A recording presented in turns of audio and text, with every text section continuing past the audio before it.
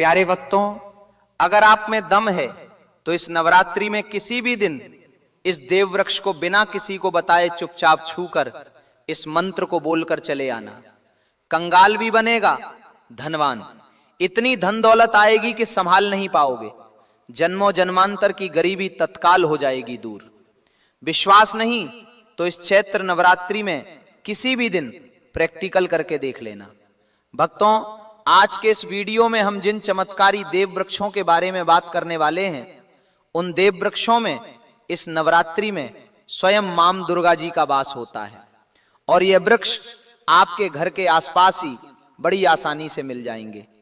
इन देव वृक्षों के बारे में स्वयं दुर्गा ने अपने प्रिय भक्त जरासंध को बताया है कि कोई भी व्यक्ति सही समय पर, सही मुहूर्त पर, सही क्रियानुसार इस नवरात्रि में किसी भी दिन इस वृक्ष को छूकर चुपचाप आ जाता है तो उसके घर में स्वयं मां दुर्गा जी वास हो जाती हैं और उसके जीवन में चल रही गरीबी, दुख, कष्ट सब समाप्त हो जाएंगे।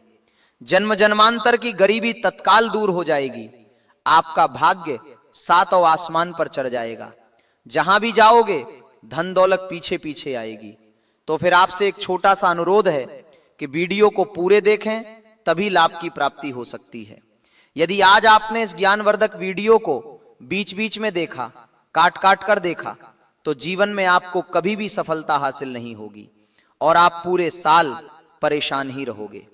भक्तों, इस वीडियो में हम आपको ऐसे पेड़ बताएंगे जिन्हें छूने मात्र से आपकी गरीबी तत्काल दूर हो जाएगी। जी हां दोस्तों, मां लक्ष्मी की आप पर ऐसी कृपा होगी कि आने वाले समय में आप धनवान बना मिले। कहा जाओगे, अगर आप इस नवरात्रि में किसी भी दिन यह जो पेड़ मैं बताता हूं, उन पेड़ों को छूने मात्र से आपकी गरीबी दूर हो जाएगी। क्योंकि दोस्तों, पूज्य गुरु जी ने अभी अपनी कल की राधा रानी की कथा में गग्गुरु जी ने बताया कि अगर आप साल भर पूजा पाठ, टोने टोटके के उपाय करते करते थक गए हो और आपको रत्ती भर भी फायदा नहीं हुआ हो, तो गुरु जी ने बहुत विशेष और रामबाण उपाय बताया है। तो जो पेड़ के बारे में हम आपको बताने वाले हैं, अगर आप उसे हमारे बताए अनुसार सही समय और शुभ मुहूर्त देखकर छू लेते हैं तो यकीन मानिए आपके जीवन में कुछ दिनों बाद धन की वर्षा होने लगेगी। फिर आपके जीवन में आपको उन्नति करने से कोई नहीं रोक पाएगा। आपकी हर मनोकामना पूरी होगी, खुशियों से भर जाएगा आपका घर। यदि आप इस नवरात्रि में किसी भी दिन इस देव वृक्षों को छू लेते हो तो तीनों देवी शक्तियां, मां दुर्गा, मां लक्ष्मी और मां सरस्वती का आपको आशीर्वाद मिल जाएगा। अगर आज का यह वीडियो पूरा देख लेते हो तो दोस्तों, आप अपने फायदे के लिए इस वीडियो को पूरा देख लीजिए। आपका जीवन इस नवरात्रि ना बदल जाए तो दोस्तों मुझे बताना। तो चलिए जानते हैं कि कौन से ऐसे पौधे हैं जिनको इस नवरात्रि में किसी भी दिन छूकर आ जाना है। लेकिन उससे पहले आपके फायदे के लिए एक महत्वपूर्ण जानकारी। भक्तों, अगर आप भी चाहते हैं कि मां दुर्गा का आशीर्वाद आप पर बना रहे तो इस वीडियो को एक लाइक करें और आपके अपने चैनल को सब्सक्राइब कर लें और कमेंट बॉक्स में जय मां दुर्गा जरूर लिखें और साथ ही आप अपनी राशि को कमेंट बॉक्स में जरूर लिख दें, क्योंकि हम राशि से जुड़ा भाग्य भी बताते हैं और भाग्य में चल रही परेशानियों को तत्काल दूर करने के लिए आसान से आसान उपाय भी बताते हैं।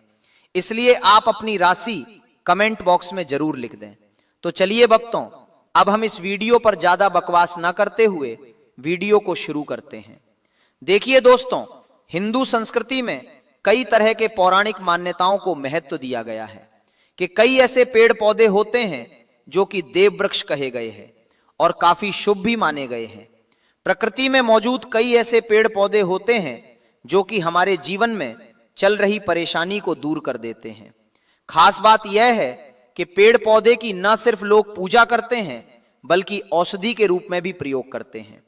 यह कई प्रकार की बड़ी से बड़ी बीमारी को ठीक करते हैं और वेद पुराणों में भी कई प्रकार के पेड़ पौधों का उल्लेख है।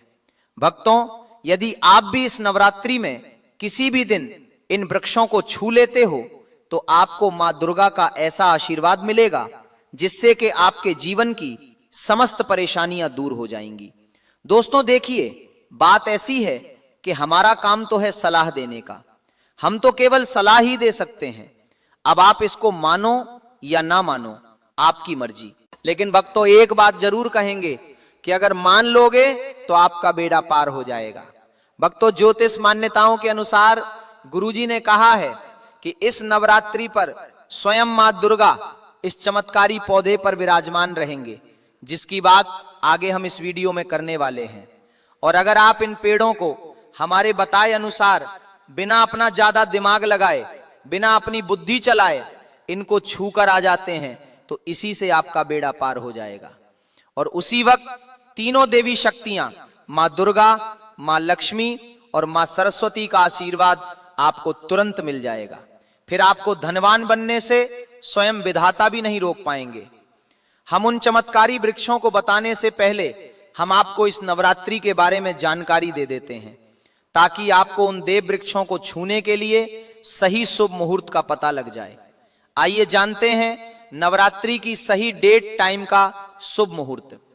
चैत्र नवरात्रि 2026 का पर्व 19 मार्च 2026 गुरुवार से शुरू होकर 27 मार्च 2026 तक मनाया जाएगा।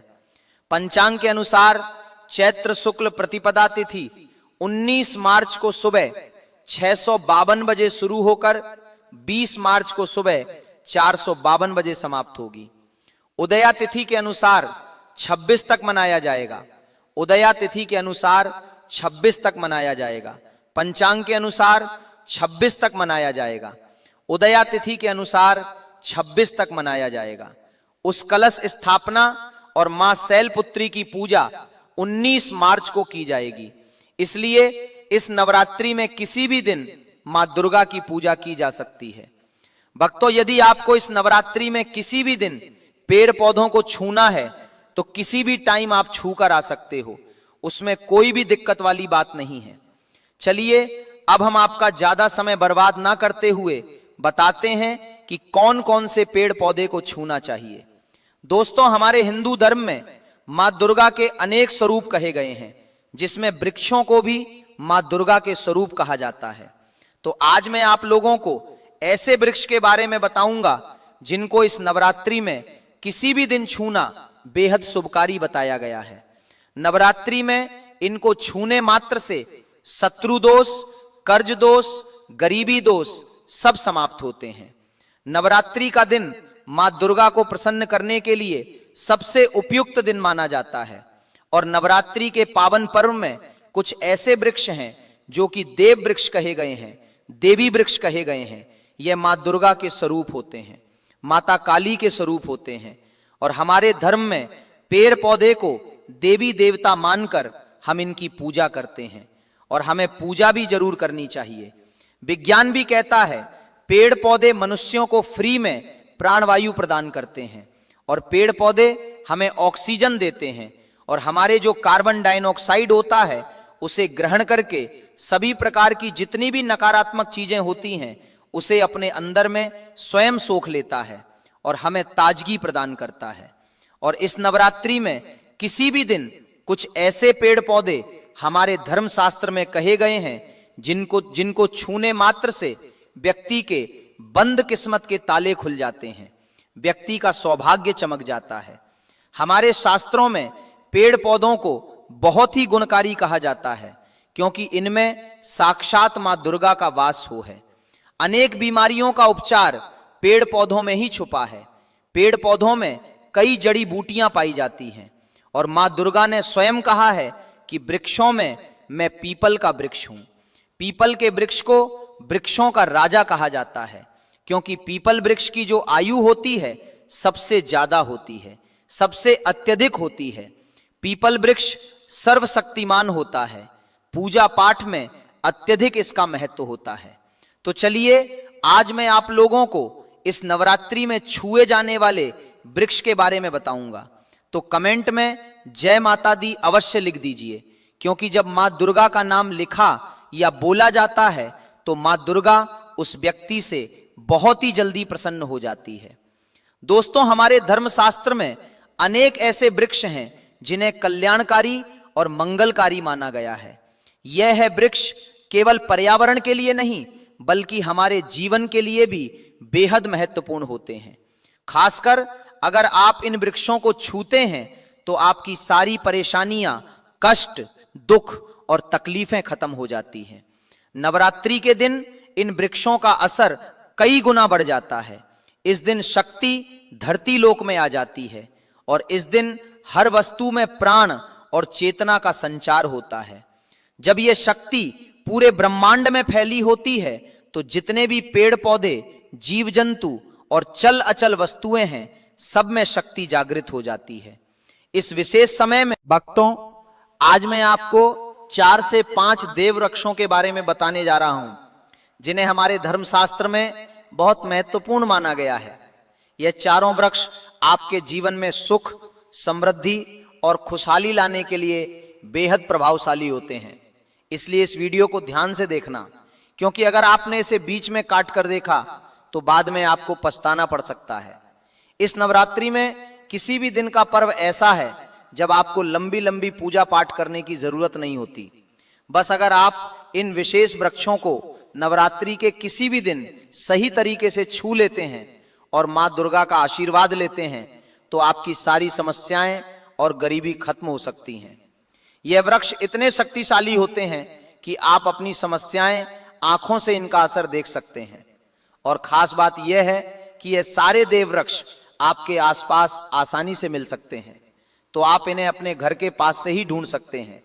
अब वीडियो में आगे बढ़ने से पहले अगर आपने अभी तक कमेंट बॉक्स में जय माता दी नहीं लिखा है तो कृपया जय माता दी जरूर लिखें। इससे हमें बहुत अच्छा लगता है जब आप हमारे वीडियो में कमेंट करते हैं और उसे लाइक करते हैं।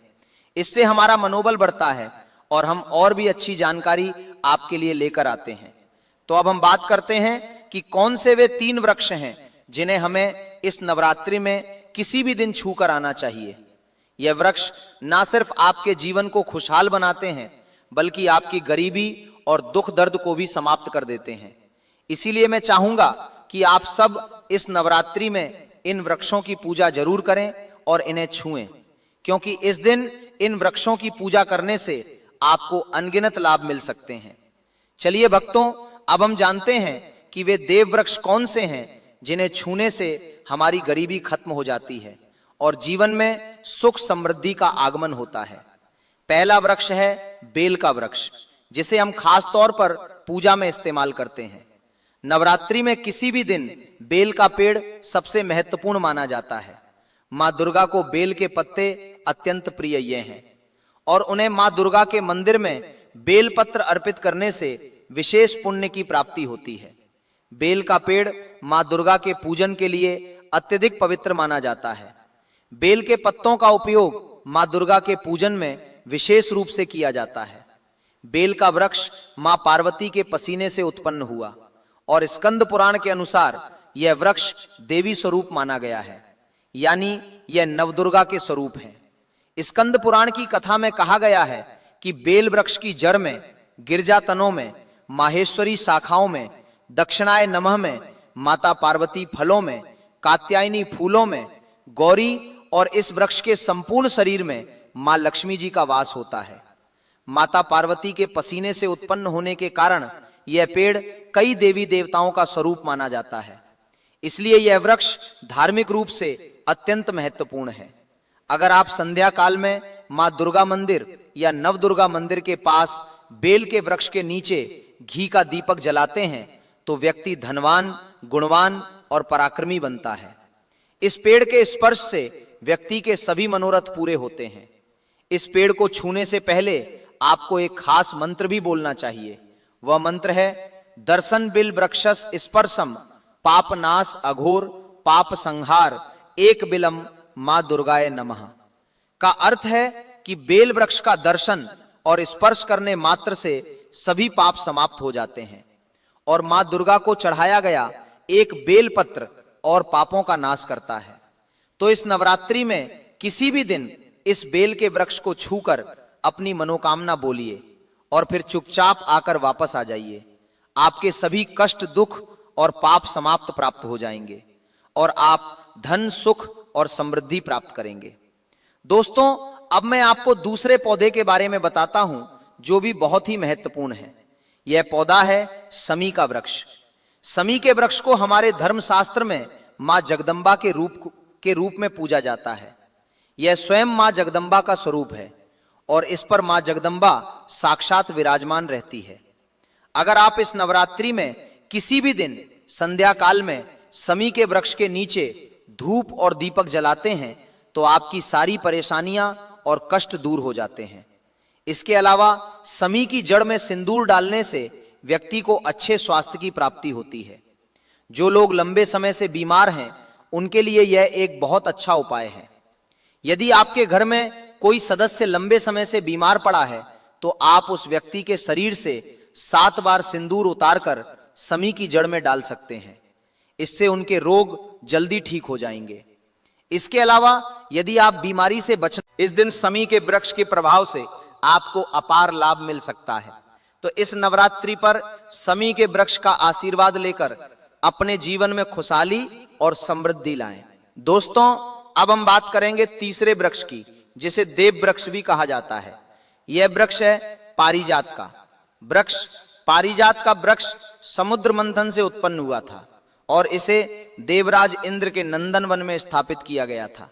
बाद में मां दुर्गा ने इस वृक्ष को मानव कल्याण के लिए धरती पर लाया था। यह वृक्ष लक्ष्मी का स्वरूप माना जाता है क्योंकि माता लक्ष्मी भी समुद्र मंथन से उत्पन्न हुई है। यह माना जाता है कि अगर किसी व्यक्ति के शरीर में थकान या पीला हो या व्रत के दौरान परेशानी हो तो शाम के समय पारिजात के वृक्ष को छूने से यह सारी परेशानियां दूर हो जाती हैं। आप इस नवरात्रि में किसी भी दिन जब भी समय मिले इस वृक्ष को छू सकते हैं और विशेष लाभ प्राप्त कर सकते हैं। अगर आप इस वृक्ष के नीचे इस नवरात्रि में किसी भी दिन घी का दीपक जलाते हैं और इसकी जड़ में थोड़ा सा सिंदूर डालते हैं तो आपकी सभी प्रकार की मनोकामनाएं पूरी हो सकती हैं। लेकिन आपको एक प्रार्थना जरूर करनी है। वो प्रार्थना है, हे पारिजात वृक्ष, आप मां दुर्गा स्वरूप हैं, कृपया हमारी सारी परेशानियां दूर करें। हमारे घर में लक्ष्मी का वास हो, पितृदोष, ग्रह दोष, लक्ष्मी दोष समाप्त हो। कृपया हमारे जीवन में समृद्धि और सुख की वर्षा करें। यदि आपके घर में धन का आगमन कम हो रहा है और पैसे का व्यर्थ खर्च हो रहा है तो आप पारिजात के 5 फूल लेकर उन्हें अच्छे से सुखाकर एक पीले कपड़े में बांधकर तिजोरी में रख सकते हैं। यह उपाय मंगलवार के दिन या नवरात्रि के किसी भी दिन जरूर करें। इससे आपके घर में धन की वर्षा होगी और आर्थिक स्थिति बेहतर होगी। तो अगर आप जल्दी धनवान बनना चाहते हैं या आपकी कोई अधूरी कामना है तो इन 3 वृक्षों के बारे में बताए गए उपाय जरूर करें। खासकर यदि आप तीनों वृक्षों को छूते हैं तो आपकी मनोकामनाएं पूरी होने से कोई भी शक्ति आपके रास्ते में नहीं आ पाएगी। इस नवरात्रि में इन उपायों को जरूर करें। यह उपाय आपके जीवन को संवार सकते हैं, आपके कष्ट दूर कर सकते हैं और आपकी किस्मत को चमका सकते हैं। भक्तों, अब अगला पेड़ है जिसे आपको नवरात्रि के किसी भी दिन छू कर आना है, वह पीपल का पेड़। पीपल का पेड़ हिंदू धर्म में बहुत ही पवित्र और शुभ माना जाता है। इसे विशेष रूप से मां दुर्गा और मां लक्ष्मी दोनों से जोड़ा जाता है। पीपल के पेड़ का पूजा करने से पापों का नाश होता है और पुण्य की प्राप्ति होती है। नवरात्रि के किसी भी दिन पीपल के पेड़ के नीचे बैठकर ध्यान करें और वहां सफाई रखें। पीपल के नीचे दीपक लगाना और पूजा करना विशेष रूप से लाभकारी माना जाता है। पीपल के पत्तों को मां दुर्गा के मंदिर में अर्पित किया जा सकता है। पीपल के वृक्ष को 108 बार जय माता दी का जाप करते हुए प्रणाम करें। इसके बाद वहां दीप जलाकर पूजा अर्चना करें। ध्यान रखें कि पीपल के पेड़ के नीचे कभी भी रात को सोना नहीं चाहिए क्योंकि इसे पवित्र माना जाता है। भक्तों, अब अगला देव वृक्ष है जिसे आपको नवरात्रि के किसी भी दिन छूकर आना है, वो है वट वृक्ष। वट वृक्ष हिंदू धर्म में विशेष रूप से महिलाओं के लिए महत्वपूर्ण है। यह पेड़ समृद्धि, सुख और आशीर्वाद का प्रतीक माना जाता है। वट वृक्ष को अक्सर मां दुर्गा और मां लक्ष्मी की संयुक्त पूजा से जोड़ा जाता है। नवरात्रि के किसी भी दिन इस वृक्ष के पास जाना और उसकी पूजा करना बेहद शुभ होता है। वट वृक्ष के नीचे दीपक लगाकर पूजा करें। वट वृक्ष के चारों ओर परिक्रमा करना बहुत शुभ होता है। वट वृक्ष की जड़ में दूध और पानी अर्पित करें और वहां मां दुर्गा का ध्यान करते हुए जय माता दी का जाप करें। वट वृक्ष की पूजा के दौरान उसकी शाखाओं और तने को भी प्रणाम करना चाहिए, क्योंकि यह वृक्ष जीवन और समृद्धि का प्रतीक है। वट वृक्ष के पत्ते भी मां दुर्गा को प्रिय होते हैं, अतः वट के पत्तों को मां दुर्गा के मंदिर में अर्पित करना शुभ माना जाता है। भक्तों, अब अगला पेड़ है जिसे आपको नवरात्रि के किसी भी दिन छूकर आना है, वो है नीम का पेड़। प्रिय दर्शकों, यह रस च्यवन के पुत्र हुए।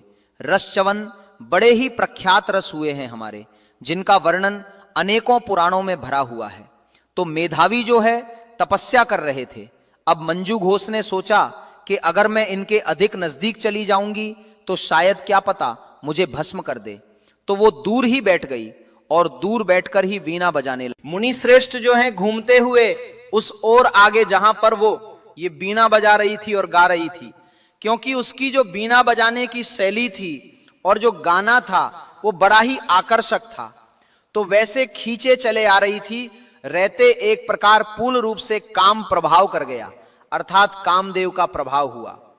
जब उन्होंने मंजू घोष को देखा तो वो काम आसक्त हुए। ऋषि की ऐसी अवस्था देखकर अप्सरा ने उनका आलिंगन किया और इस प्रकार वो मुनि उस अप्सरा में ऐसे डूबे कि मुनि उचित जो कार्य है उन सबको ही वह भूल गए और उन सबका लोप हो गया, और वह उस अप्सरा के साथ रमण करने लगे और दिन ही नहीं वर्ष व्यतीत हो गए। उन्हें कोई सुधि नहीं आई। तब एक दिन उस अप्सरा ने कहा कि ऋषिवर, मुझे जाना चाहिए। तब ऋषि ने कहा कि देवी, जब तक सवेरे की संध्या न हो जाए तब तक मेरे पास ही ठहरो। यह सुनकर अप्सरा कहने लगे, विप्रवर, अब तक न जाने कितनी संध्या चली गई, मुझ पर कृपा करके बीते हुए समय का विचार तो चाहिए। कि बसवर ये कह रहे हैं कि संध्या हो जाए शाम की, एक दिन नहीं, न जाने कितनी संध्याएं ऐसी आईं और चली गईं, आप स्वयं एक बार गिनिए तो सही। तो अप्सरा की बात सुनकर मेधावी जो है वह आश्चर्यचकित हो उठे। उस समय उन्होंने बीते समय का हिसाब लगाया तो उन्हें हुआ कि उस अप्सरा के साथ रमण करते हुए उन्हें 57 वर्ष व्यतीत हो गए, और जैसे ही उन्हें इसका एहसास हुआ, वर्ष व्यतीत हो गए उन्हें आया और बोली, दुष्ट, तुम तो मेरी तपस्या का विनाश करने वाली हो। तुमने तो मेरी सारी तपस्या का विनाश ही कर दिया। मैंने इतने हजारों वर्षों में जो तप अर्जित किया था तुमने सब भ्रष्ट कर दिया। उन्होंने उस अप्सरा को श्राप दे दिया कि जाओ और जाकर पिशाचिया हो जाओ। जब यश ने कह दिया हो जाओ, तुरंत ही को प्राप्त हो गई। वो अभिलाप करने लगे यश के सामने, यश, और कृपया मुझे कोई उपाय बताएं, कृपया कोई मुझे उपाय बताएं। और यश तो ऐसे होते हैं कि अगर कोई उनके शरण में आए तो उसकी सदा सहायता करते हैं। सलोम ने कहा, ठीक है, तुमने जो किया है वह अपनी जगह है, परंतु तुम क्योंकि मेरी शरण में आई हो तो मैं तुम्हें उपाय बताता हूं कि योनि को जीते हुए जब तुम चैत्र मास के कृष्ण पक्ष की पाप मोचनी नामक एकादशी का व्रत करोगी और विधि विधान से पारण करोगी तो श्राप से मुक्त हो जाओगी। और जस्ट वहां से तुरंत ही प्रस्थान कर गए और अपने पिता के आश्रम में पहुंचे। उनके पिता च्यवन थे। च्यवन ने जैसे ही देखा बोले, बेटा, यह तुमने क्या, तुमने तो अपने सारे पुण्य का ही नाश कर लिया क्या? तो वह मेधावी बोला, पिताजी, मैंने अप्सरा के साथ रमण करने का पातक किया है। अब मुझे कोई ऐसा प्रायश्चित बताइए जिससे इसके पाप का नाश हो सके और मैं इस पाप से मुक्त हो सकूं। तब ऋषि च्यवन ने कृष्ण पक्ष में जो पाप मोचनी एकादशी होती है उसका व्रत करने का परामर्श जो है अपने पुत्र को दिया कि उससे सभी प्रकार के जो पाप हैं वह नष्ट हो जाते हैं। पिता का कथन सुनकर जिस मेधावी ने इस व्रत को किया था, व्रत के करने से और पारण करने से उनका यह पाप नष्ट हो गया और पुनः उन्हें दिव्य देह प्राप्त हो गई। उसी प्रकार से उनके कहने पर जब अप्सरा ने इसका व्रत किया तो इस एकादशी के व्रत प्रभाव से उसे उस श्राप से मुक्ति मिली और वह दिव्य देह धारण करके स्वर्ग को चली गई। तो भगवान कृष्ण कहते हैं कि राजा युधिष्ठिर, यह महत्व है, यह फल है इस एकादशी का। यह बड़े से बड़ा पापी भी मुक्ति प्राप्त कर लेता है, उद्धार को प्राप्त हो जाता। अतः मनुष्य को इस एकादशी का व्रत अवश्य करना चाहिए। तो यह महिमा भगवान श्री कृष्ण ने इस एकादशी की बताई है। अब मैं बात करता हूं इसके नियम क्या है और कैसे आपको यह एकादशी का व्रत करना चाहिए, विधि क्या है। प्रिय दर्शकों, एकादशी व्रत त्रिदशीय अनुष्ठान होता है। इस एकादशी के जो नियम हैं वह व्रत के एक दिन पूर्व से आरंभ हो जाएंगे और पारण के साथ वह नियम समाप्त होंगे। व्रत के एक दिन पूर्व ही आप कुछ वस्तुओं का त्याग करना है, जैसे लहसुन, प्याज आदि का त्याग कहा गया है। शहद का प्रयोग भी वर्जित कहा गया है। एकादशी में तीनों दिन, व्रत के एक दिन पहले, व्रत वाले दिन और व्रत के नेक्स्ट डे अगले दिन जब आप पारण